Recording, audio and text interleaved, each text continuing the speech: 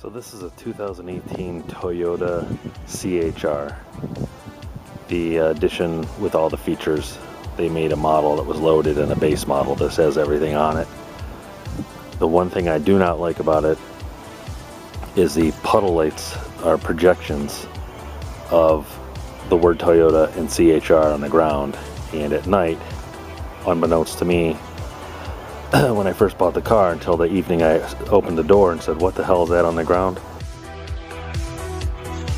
So I'm not a big fan of it, and I'm going to show you where it's located and how to basically eliminate it or delete it without actually opening anything. So right here is the projector, and if I put my key close to the car, I believe we can get the light to unlock. Maybe we can get the light to go on. There we go. See how that's lit up right there? That is what I'm going to cover, and I'll show you how I plan to do that. The first thing I'm going to do is I wet this tissue with that rubbing alcohol, because we're going to be adhering something to it. It's important to clean the surface, because after all, this video is being filmed at the beginning of 2021, so the car's probably, came out in 2017, so it's about 3 years old. So there's probably 3 years of not being cleaned in there.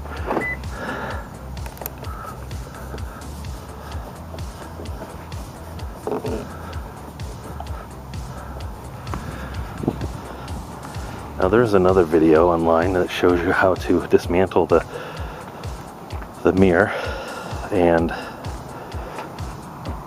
access the projector, but the reason I'm not going to do that is, you can see this has blind spot monitoring and it's a heated mirror, and I'll show you a couple stills of what it looks like inside of there. And basically this is just quicker and easier and pretty simple. I think anybody could do it. We're going to use vinyl tape, electrical tape, black tape. It goes by different names. Almost anybody who's dealt with anything electrician-like knows what this stuff is. This roll is just about done, but I don't need much. I'm going to cut just enough of a piece to cover that projection, and then once it's stuck on there, I'm going to use some silicone, cover it up so that it stays. So I cut two little squares, very small, because as you can see, the hole in there, if it can focus, is not very large. So I'm gonna stick it on there.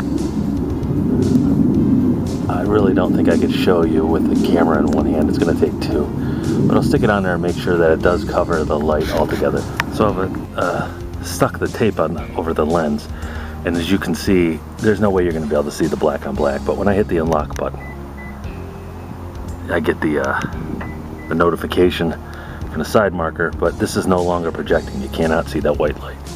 So I'm going to go get some silicone on my finger and dab it on there to keep the tape there, and then forget about it, and hopefully this lasts for the length of time that I drive the vehicle. If for some reason it doesn't, I'll just do it again.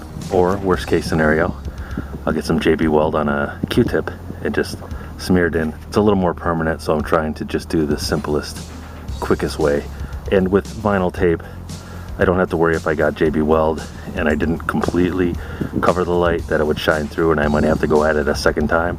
This vinyl tape will block the light altogether. Alright, so with the vinyl tape in place and the silicone, clear silicone on my finger, I'm just gonna smear it in there.